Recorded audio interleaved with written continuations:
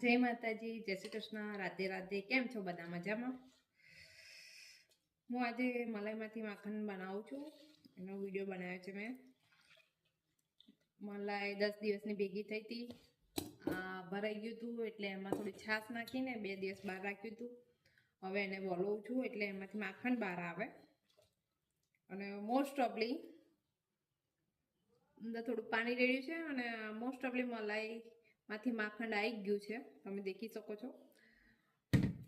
ઘણા લોકો ડાયરેક્ટ જ મલાઈમાંથી ઘી બનાવતા હોય છે, પણ હું 2 દિવસ મલાઈને બહાર રાખું છું અને એટલે એમાંથી સરસ મજાનું માખણ રેડી થાય. તમે જોઈ શકો છો. જુઓ, મસ્ત મજાનું માખણ રેડી થઈને બહાર નીકળે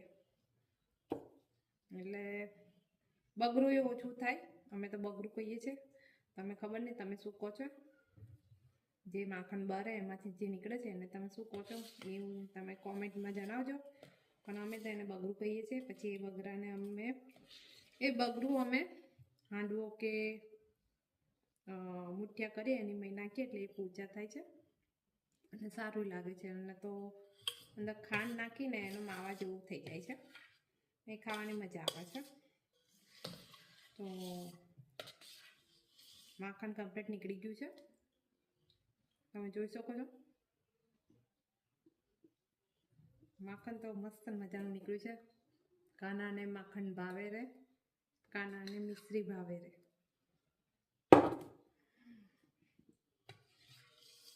મસ્ત મજાનું માખણ નીકળ્યું છે. તેનું આપણે ઘી બનાવીશું. તો તમે કેવી રીતના માખણ કાઢો છો જરા મને જણાવશો કોમેન્ટમાં. પ્લીઝ કોમેન્ટ કરજો. તમે માખણ કેવી રીતના કાઢો છો? કાં તો ડાયરેક્ટ મલાઈમાંથી ઘી બનાવો છો? ઘણા લોકો ડાયરેક્ટ જ મલાઈને એમાંથી ઘી નીકાળે છે, પણ હું એવી રીતના નહીં કરતી. હું ઉનાળો હોય તો 1 દિવસ મલાઈને બહાર રાખું છું અને શિયાળો હોય તો 2 દિવસ સુધી એવું લાગે ને કે મલાઈમાંથી માખણ નીકળી જશે. જો એવું અંદર ખટાશ લાગતી ના હોય તો હજી હું એને બહાર જ રવા દઉં છું, કેમ કે શિયાળામાં ઠંડીના કારણે વહેલી મલાઈ બનતી નથી. મસ્ત મજાની છાશ પણ નીકળી જાય છે. 1 દિવસ રાખીએ તો છાશ થોડી કડુચી બને છે. 2 દિવસમાં કમ્પ્લીટ છાશ ખાટી બને છે.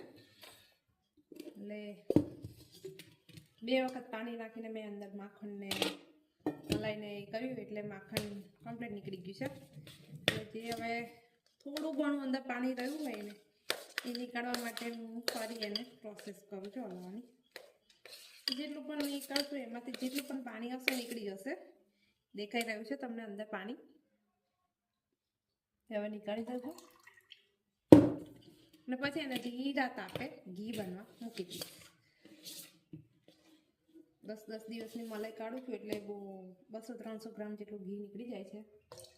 મહિનાનું 700-800 ગ્રામ ઘી નીકળે છે. બહુ થઈ ગયું 2 જણ માટે અમારા.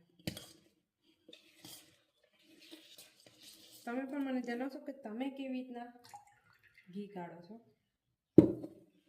તો પ્લીઝ મને કોમેન્ટ કરજો.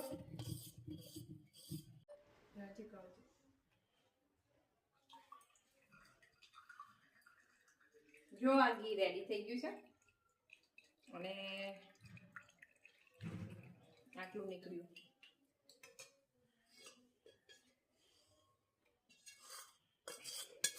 અને આ જે બચ્યું છે એને અમે બગરું કહીએ છીએ.